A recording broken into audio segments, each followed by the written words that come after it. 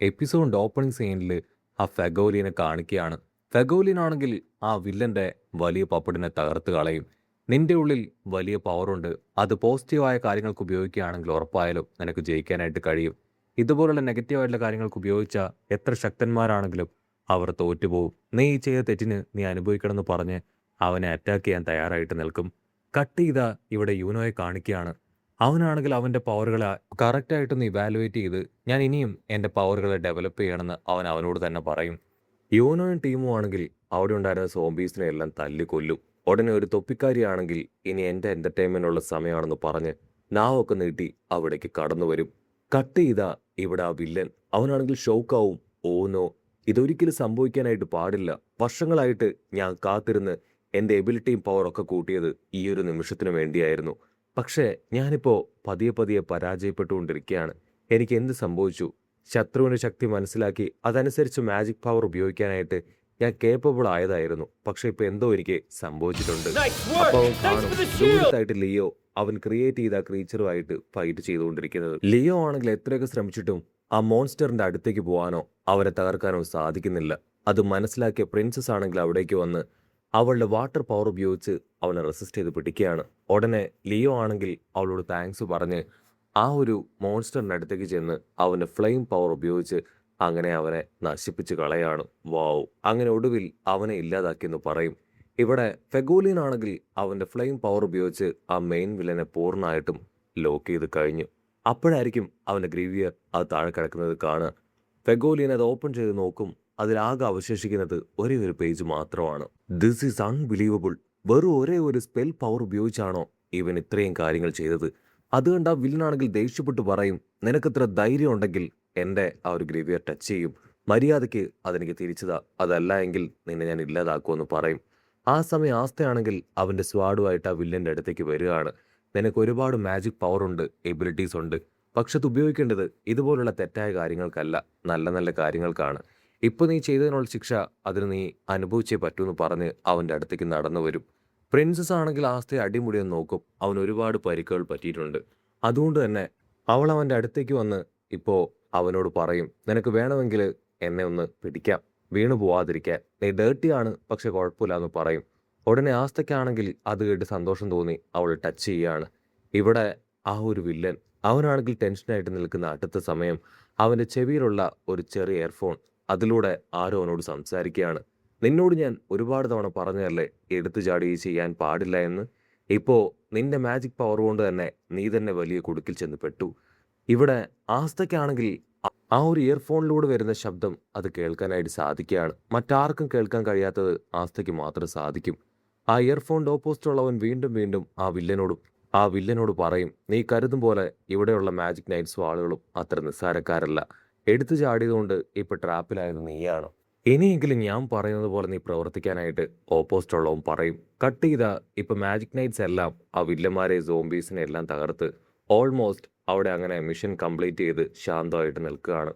ഉടനെ യൂനോയുടെ കയ്യിലുണ്ടായിരുന്നവൻ്റെ ഗ്രിമോറിൽ നിന്ന് ഒരു പ്രകാശം അങ്ങനെ ഉയർന്ന് അവനിപ്പോൾ മുകളിലേക്ക് പറക്കാനായിട്ട് തുടങ്ങും. താഴെയുണ്ടായിരുന്ന മാജിക് നൈറ്റ്സ് എല്ലാം തന്നെ ഇപ്പോൾ ബ്ലാക്ക് കളറിലുള്ള എന്തോ ഒന്നിൽ പെട്ടുപോവാണ്. ഞൊട്ടിയിടയിൽ ആ ഒരു മാജിക് നൈറ്റ്സിനെ എല്ലാം ആ ഒരു പവർ അവിടുന്ന് വാഷ് ഔട്ട് ചെയ്യുകയാണ്. ജനങ്ങളെല്ലാം ഭയന്ന് ചുറ്റും നോക്കും. കട്ട് ചെയ്താൽ മറ്റൊരു ഭാഗത്ത് ആ പോർട്ടൽ ഓപ്പണായി മാജിക് നൈറ്റ്സിനെ എല്ലാം വേറെ ഏതോ ഒരു വിജനമായ സ്ഥലത്തേക്ക് കൊണ്ടുവന്ന് ഡംപ് ചെയ്യുകയാണ്. മാജിക് നൈറ്റ്സ് ആണെങ്കിൽ പരസ്പരം നോക്കും, ഇവിടെ എന്താ സംഭവിച്ചേ?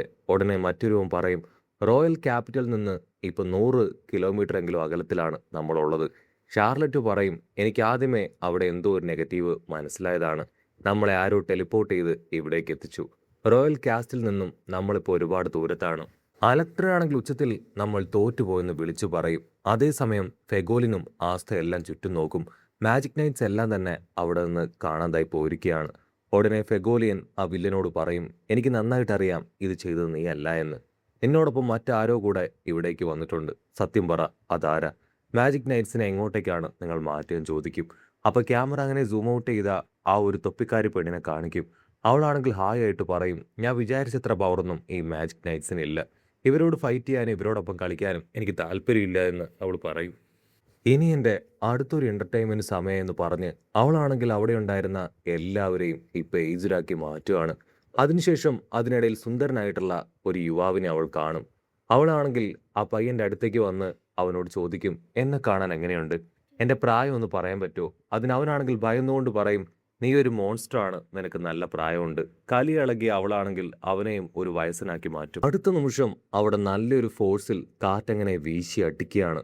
ആ ഒരു വില്ലത്തിയാണെങ്കിൽ ഷോക്കാവും. ഓ, അപ്പൊ എന്റെ മാജിക് പവറിൽ നിന്ന് രക്ഷപ്പെട്ട ആരൊക്കെ ഇവിടെയുണ്ട്. ഞൊട്ടിയിടയിൽ അവിടേക്ക് യൂനോ കടന്നു വരും. യൂനോയെ കണ്ട് അവളാണെങ്കിൽ അവളുടെ പോയിസൺ ബോൾസ് ഇപ്പൊ യൂനോയ്ക്ക് നേരെ പ്രയോഗിക്കുമെങ്കിലും യൂനോ അതിൽ നിന്നെല്ലാം രക്ഷപ്പെട്ട് അവൾക്ക് നേരെ വരികയാണ്. നീ ആരാണ്? എന്തിനാണ് നീ ഇപ്രകാരമൊക്കെ ചെയ്യുന്നത്? അതിനവൾ പറയും, ഓ, നിനക്ക് എന്നോട് സംസാരിക്കണമെന്ന് ആഗ്രഹമുണ്ടോ? ഓക്കെ, നീ കാണാൻ ക്യൂട്ടായതുകൊണ്ടും സുന്ദരനായതുകൊണ്ടും ഞാൻ നിന്നോട് സംസാരിക്കാമെന്ന് അവളാണെങ്കിൽ ഇപ്പൊ യൂനോയെ അറിയിക്കും. നീ വളരെ ക്യൂട്ടായതുകൊണ്ട് നിന്റെ ചോദ്യത്തിനുള്ള ഉത്തരം ഞാൻ തരുന്നു. ഒരാൾക്ക് വേണ്ടിയാണ് ഈ മിഷൻ ഞാൻ ചെയ്യുന്നത്. യൂനോ ആണെങ്കിൽ അത് ആർക്ക് വേണ്ടിയാണെന്ന് ചോദിക്കും. അതിനവൾ പറയും, നിന്റെ എല്ലാ ചോദ്യങ്ങൾക്കും ഉത്തരം പറയാനുള്ള ആളല്ല ഞാൻ. അത് കേട്ട് യൂനോ ആണെങ്കിൽ കലിപ്പാവുകയാണ്. അവളാണെങ്കിൽ വീണ്ടും ആ പോയിസൺ ബോൾ വെച്ച് യൂനോയെ അറ്റാക്ക് ചെയ്യാനായിട്ട് തുടങ്ങും. ഇവിടെ ഫെഗോലിയനെ കാണിക്കും.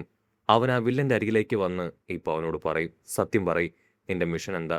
നിന്നോടൊപ്പം ഉള്ളവര് ആരൊക്കെയാണ്? നീ പറഞ്ഞത് നിന്റെ പ്രിവെഞ്ച് അത് തീർക്കാനാണ് ഇവിടേക്ക് വന്നതെന്നാണ്. പക്ഷേ നിന്റെ ഈ മിഷൻ കണ്ടിട്ട് എനിക്ക് അങ്ങനെ തോന്നുന്നില്ല. നിനക്ക് ആരോ ഇൻസ്ട്രക്ഷൻസ് തരുന്നുണ്ട്. അടുത്ത നിമിഷം അവനാണെങ്കിൽ ടെററായിട്ട് ഇപ്പൊ ഫെഗോലിയനെ നോക്കി ചിരിക്കുകയാണ്. നിനക്കത് അറിയണം നിർബന്ധമുണ്ടോ? അപ്പൊ ക്യാമറ അങ്ങനെ സൂം ചെയ്ത് ഒരു ചെയിൻ കാണിക്കും. ഞൊട്ടിയിടയിൽ മുൻപുണ്ടായിരുന്ന ആ ഒരു മാജിക് നൈറ്റ്സിനെ എല്ലാം ടെലിപ്പോർട്ട് ചെയ്ത അതേ ബ്ലാക്ക് പവർ അത് അവിടേക്ക് വന്ന് ഇപ്പൊ ഫെഗോലിയനെയും അവിടുന്ന് ടെലിപ്പോർട്ട് ചെയ്ത് കൊണ്ടുപോവാണ്. ആളാണെങ്കിൽ ഇപ്പോൾ മുഴുവനായിട്ടും വൈറ്റ് ബാക്ക്ഗ്രൗണ്ടിലുള്ള ഒരു ഡിഫറെൻ്റ് ആയിട്ടുള്ള സ്ഥലത്തെത്തിയിരിക്കുകയാണ്. തനിക്ക് എന്ത് സംഭവിച്ചു എന്ന് മനസ്സിലാവാതെ ഫെഗോലിയൻ ആണെങ്കിൽ അങ്ങനെ ചുറ്റും നോക്കിക്കൊണ്ടിരിക്കും. അതേസമയം ഇവിടെ യൂനോയെ കാണിക്കും. യൂനോയെ ആ ഒരു വില്ലത്തിയാണെങ്കിൽ അവളുടെ പോയിസൺ പവർ ഉപയോഗിച്ച് അറ്റാക്ക് ചെയ്തുകൊണ്ടേയിരിക്കുകയാണ്. യൂനോ ആണെങ്കിൽ കഷ്ടപ്പെട്ട് ആ പവറിൽ നിന്നെല്ലാം രക്ഷപ്പെട്ടു പോകുന്നുണ്ട് എങ്കിലും വീണ്ടും വീണ്ടും അവൾ കണ്ടിന്യൂസ് ആയിട്ട് ആ പവർ യൂനോയ്ക്ക് നേരെ പ്രയോഗിച്ചു കൊണ്ടേയിരിക്കും. ആ പോയിസൺ ഹാഷ് ബോൾസിൽ ചിലത് ഇപ്പൊ യൂനോയുടെ ബോഡിയിൽ തറച്ചു കയറുന്നുണ്ട്. പക്ഷെ അവന്റെ ബോഡിക്ക് വലിയ രീതിയിലുള്ള ഇമ്പാക്റ്റ് ഒന്നും ഏൽക്കില്ല. യൂനോ ആണെങ്കിൽ ആ കാര്യം തിരിച്ചറിയും. അവളുടെ പവറിന് വലിയ ശക്തിയൊന്നുമില്ല. ഈ ഹാഷ് ബോൾസ് എന്റെ ശരീരത്തെ കീഴടക്കുന്നൊന്നുമില്ല എന്ന് പറഞ്ഞ് അവനാണെങ്കിൽ ക്യാഷ്വലായിട്ട് നിൽക്കും. അവളാണെങ്കിൽ വീണ്ടും വീണ്ടും അവളുടെ പവറുകൾ പ്രയോഗിച്ചു കൊണ്ടേയിരിക്കുകയാണ്. യൂനോ ആണെങ്കിൽ അവളെ തുറപ്പിച്ചു നോക്കുമ്പോൾ അവളാണെങ്കിൽ യൂനോട് ചോദിക്കും, എന്തുപറ്റി? നീ തളർന്നു പോയോ? മുൻപത്തെ ആ ആവേശമൊന്നും നിനക്കിപ്പോൾ കാണുന്നില്ലല്ലോ. നീ ഇപ്പോൾ എൻ്റെ പവറുകളൊക്കെ സ്വീകരിച്ചുകൊണ്ടിരിക്കുകയാണോ? എൻ്റെ ഹാഷ് പവർ അത് നിനക്ക് അത്ര മോശമായിട്ടാണോ തോന്നുന്നത്? അവളാണെങ്കിൽ വീണ്ടും വീണ്ടും ആ പവർ ഉപയോഗിച്ചുകൊണ്ടേ ഇരിക്കുമ്പോൾ ഇപ്പോൾ പതിയെ പതിയെ യൂനോ ആണെങ്കിൽ തളരാനായിട്ട് തുടങ്ങും. അവളാണെങ്കിൽ ചിരിച്ചുകൊണ്ട് യൂനോയോട് പറയും, ഇത് വെറും ഒരു ഹാഷ് പവർ അല്ല. നിന്നെ മുഴുവനായിട്ടും കൺട്രോൾ എടുക്കാനും തളർത്താനുമുള്ള പവർ അതിലുണ്ട്. ഞാൻ പറയുന്നത് നിനക്ക് കേൾക്കാൻ കഴിയുന്നുണ്ടോ ചോദിക്കും.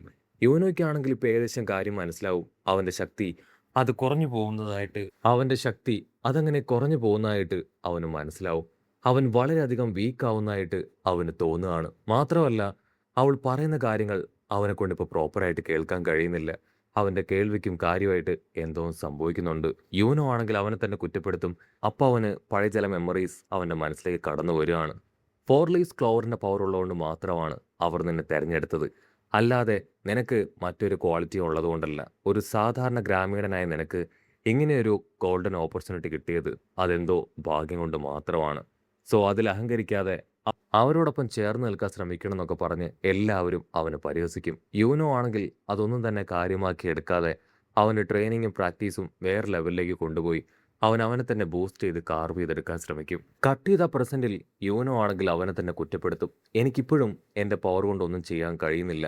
യൂനോ ആണെങ്കിൽ ദേഷ്യപ്പെട്ട് ഉറക്കെ വിളിച്ചു പറയും, അല്ല, എന്നെ കൊണ്ട് പല കാര്യങ്ങളും ചെയ്യാൻ കഴിയും. എൻ്റെ സ്കില്ലും എൻ്റെ മാജിക് പവറും ഒക്കെ തന്നെ ഞാൻ ഇനി ഉപയോഗിക്കും. അവനാണെങ്കിൽ ആ കാര്യങ്ങളെല്ലാം ഓർത്ത് വിൻ മാജിക് പവർ അവൾക്ക് നേരെ പ്രയോഗിക്കാൻ ശ്രമിക്കും. അവളാണെങ്കിൽ പൊട്ടിച്ചിരിക്കും. ഇങ്ങനെ നീ പവർ ഉപയോഗിക്കുകയാണെങ്കിൽ യാതൊരു യൂസും ഇല്ല. നിന്റെ സ്ട്രെങ്ത് മുഴുവൻ പാഴായി പോവും. നീ സുന്ദരനായതുകൊണ്ടും ക്യൂട്ടായതുകൊണ്ടും നിനക്ക് ഞാനൊരു അവസരം തരാം. എന്നോടൊപ്പം ചേരുകയാണെങ്കിൽ ഞാൻ നിനക്ക് ഹാഷ് മാജിക് പഠിപ്പിച്ചു തരാം. എന്നോടൊപ്പം ചേർത്ത് നിർത്താം. അത്ത് കേട്ട് യൂനോ ആണെങ്കിൽ ദേഷ്യപ്പെട്ട് പറയും, എന്നെ കൊണ്ട് പറ്റില്ല, ഞാൻ ഒരിക്കലും നിന്നോടൊപ്പം ചേരില്ല. ആ നിമിഷം തന്നെ അവൻ്റെ കണ്ണുകളുടെ കാഴ്ച അതങ്ങനെ നഷ്ടപ്പെട്ടു പോവാണ്. ഇരുൾ നിറഞ്ഞ അവൻ്റെ വിഷനിലേക്ക് ഇപ്പോൾ ഒരു പ്രത്യേകതരം കളറുള്ള ബേർഡ്സ് അങ്ങനെ പറന്നു വരുന്നതായിട്ട് അവന് തോന്നുകയാണ്. യോനോയ്ക്കാണെങ്കിൽ കാര്യം പിടികിട്ടും. അവൻ്റെ ചുറ്റുമുള്ള ബേർഡ്സ് അവൻ്റെ മാജിക് എനർജിയാണ്. എങ്ങനെയെങ്കിലും അവനെ പുറത്തേക്ക് കൊണ്ടുവരാനാണ് അവറ്റകൾ ശ്രമിച്ചുകൊണ്ടിരിക്കുന്നത്. ഇവിടെ ആ വില്ലത്തിയാണെങ്കിൽ വീണ്ടും വീണ്ടും യുവനോട് ചോദിക്കും, "നീ തോൽവി സമ്മതിച്ചോ? എന്നോടൊപ്പം ചേരാൻ നീ തയ്യാറാണോ?" അതിനവൻ ദേഷ്യപ്പെട്ടു പറയും, "നീ എത്രയൊക്കെ എന്നെ തോൽപ്പിക്കാൻ ശ്രമിച്ചിട്ടും യാതൊരു കാര്യവുമില്ല. ഞാൻ നിന്നോടൊപ്പം ചേരില്ല. എന്റെ ലക്ഷ്യം അത് വളരെ വലുതാണ്. ഞാൻ ആസ്തയുടെ ഓപ്പണന്റാണ്. അവൻ ഞാൻ തോറ്റുപോകാനായിട്ട് എന്നെ അനുവദിക്കില്ല. അതുകൊണ്ട് തന്നെ നിന്നെ ഞാൻ ഇല്ലാതാക്കി കൂടുതൽ പവർഫുൾ ആയതിനു ശേഷം എന്റെ റൈവലായ ആസ്തയ്ക്ക് നേരെ ഞാൻ തിരിയുമെന്ന് പറഞ്ഞ് അവനങ്ങനെ ടെററായിട്ട് നിൽക്കും. അടുത്ത നിമിഷം യൂനോ ആണെങ്കിൽ അവന്റെ 4 ലീവ്സ് ക്ലോവർ അതുപയോഗിച്ച് അതിന്റെ ഉള്ളിലുണ്ടായിരുന്ന ആ ഒരു പുതിയ സ്പെല്ല് അത് തന്നെ അവിടെ ക്രിയേറ്റ് ചെയ്യുകയാണ്. ആ വില്ലത്തിയാണെങ്കിൽ ഷോക്കാവും. അവളുടെ മാജിക് പവർ അടക്കം അവിടെ ഉണ്ടായിരുന്നവരുടെ ഒരുപാട് പേരുടെ മാജിക് പവർ ഇപ്പൊ ആ പെൺകുട്ടിയെ ഉപയോഗിച്ച് ഹീറോ അങ്ങനെ അബ്സോർബ് ചെയ്തെടുക്കുകയാണ്. അങ്ങനെ അവിടെ വെച്ച് ഈ ഒരു എപ്പിസോഡും അവസാനിക്കുന്നു.